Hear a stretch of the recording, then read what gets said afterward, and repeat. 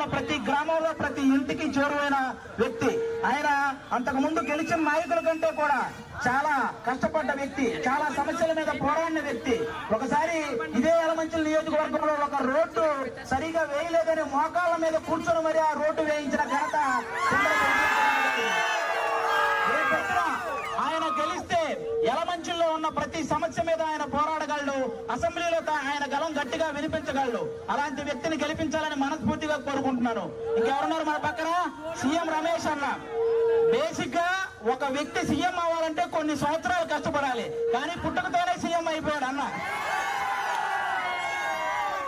CM Ramesh అన్న అనకాపల్లి కాన్స్టిట్యున్సీకి ఆయన్ని ఎంపీ క్యాండిడేట్ గా పెట్టడం ఆ కాన్స్టిట్యున్సీలో ఉన్న ఎమ్మెల్యేలు అందరి అదృష్టం. ఇదైతే మనందరం ఒప్పుకోవాలి. ఎందుకంటే ఆయన గనక ఎంపీగా గెలిస్తే ఆ ఏడు నియోజకవర్గాల్ని అభివృద్ధి